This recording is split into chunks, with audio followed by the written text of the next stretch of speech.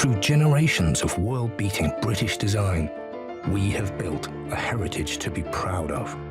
They were the ultimate symbols of the petrol age, but today Jaguar Land Rover acknowledged that age is passing into history. Now it hopes to build a new legacy and its survival on a range of totally electric high-end cars. I'm quite convinced that overall we will see further demand for electric and electrified vehicles. But it also means that we have to change the perceptions about electric vehicles. The British car industry has taken a series of blows in the last few months. Ford and Honda recently announced they were shutting plants in the UK.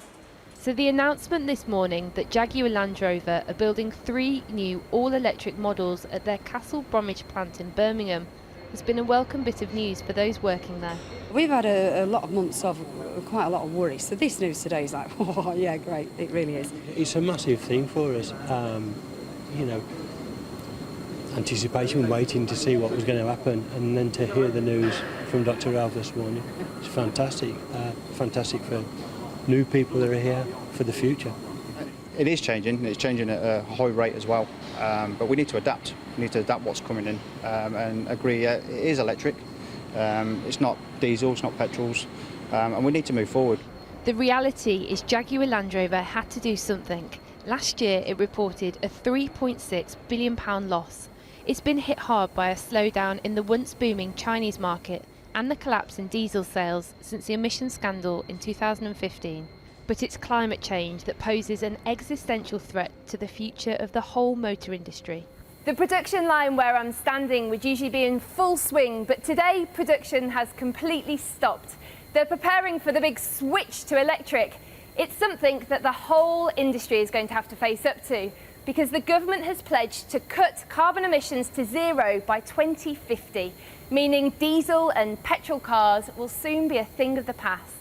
Here's the problem. Transport is now the largest single source of carbon emissions in the UK, twice as large as all the country's power stations. CO2 emissions from transport have only fallen by 3% since 1990, and change is still a long way off. Less than 1% of the cars on the road today are electric.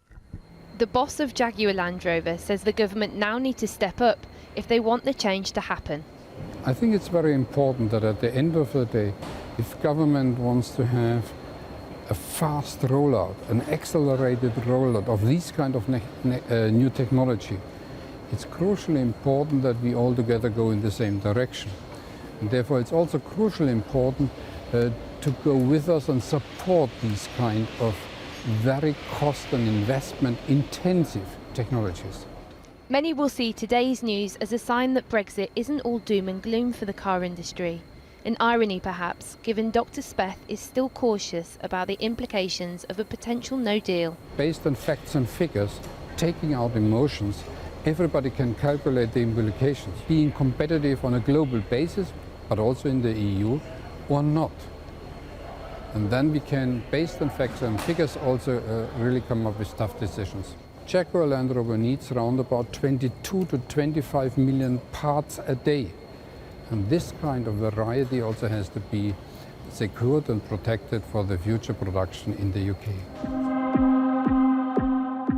The changes here will help Britain lead the charge in cleaner ways to travel. But there's still a long road ahead, and with the uncertainty of Brexit looming, the British motor industry still faces a battle for survival. Well, joining me in the studio now is the Deputy Leader of the Green Party, Amelia Womack, and from the Jaguar Land Rover car plant in Birmingham, Professor of Business Economics, David Bailey. Professor Bailey, how quickly could Britain switch to all-electric cars? I mean, could you do it realistically before 2040? Well, yes, I think that will happen anyway. So this idea that we're banning petrol and diesel cars from 2040, it will have happened. It'll be like banning the steam engine, basically.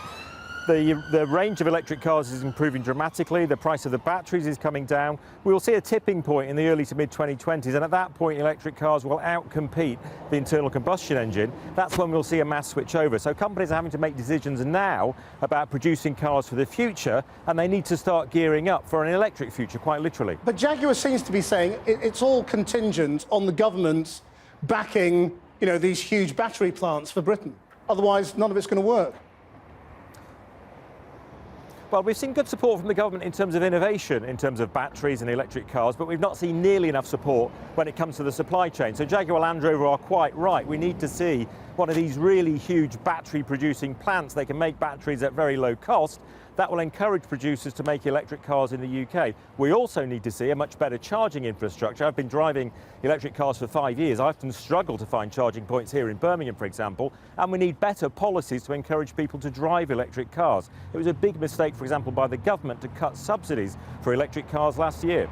Amelia Womack, you think we're on the wrong track completely, aren't you, in just trying to swap petrol and diesel for electricity? I think this is a short-term solution to a long-term problem. And we're looking at a time of claiming that we're in a period of climate emergency that we need to address. And by ensuring that we have a stronger public transport network, to have investment in walking, in cycling, in trains, in trams, in buses and coaches, means that it gets people out of their cars. But why are you against electric cars? What's wrong with electric cars for people who think they're being terribly virtuous? So you'll still be stuck in traffic. More cars means more traffic. You'll still have issue of air pollution. The electric vehicles still give off particulate matter, which still affects our lungs, and we know the effects that air pollution has in our communities and on those people who are most vulnerable in our society. And beyond that, the risks of collision.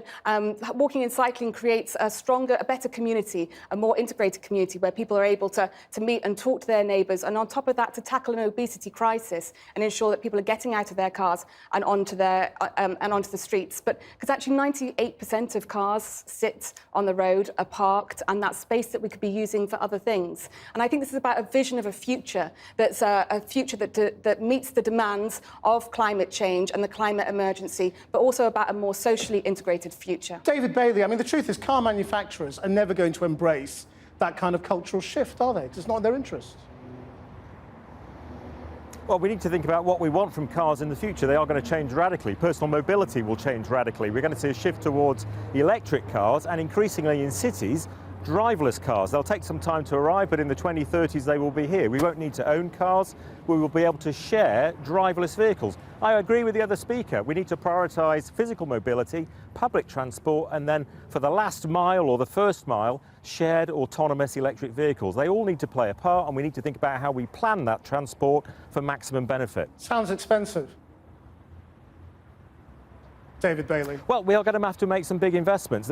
We will have to make some big investments to make that happen.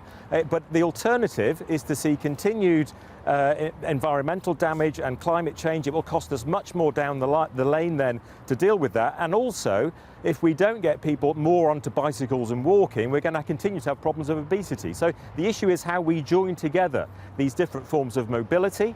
That involves personal mobility in terms of bikes, public transport, but also electric vehicles will have a role to play in the future. Amelia Womack, I mean, this is a cultural shift you're asking for. And, you know, the people have time and again over the years shown they like having their own cars. I mean, how are you going to change that?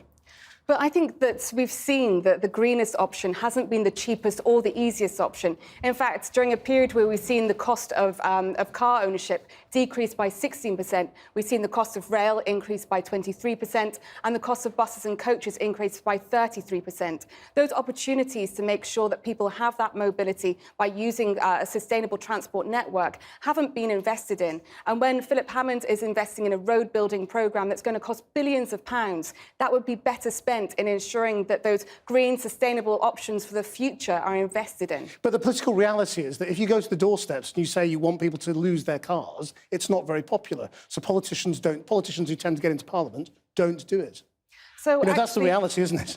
Actually, having worked in Newport West, where I was a parliamentary candidate in the Newport West by-election, what I found really interesting was the amount of people who were interested in ensuring that there was a sustainable option. Even things that have been mentioned about the increase in car ownership. You see young people who are getting out of their cars. In fact, it's only the over 60s that are increasing their car ownership. And they're the ones who vote. On the doorsteps, people were saying they want to have an alternative.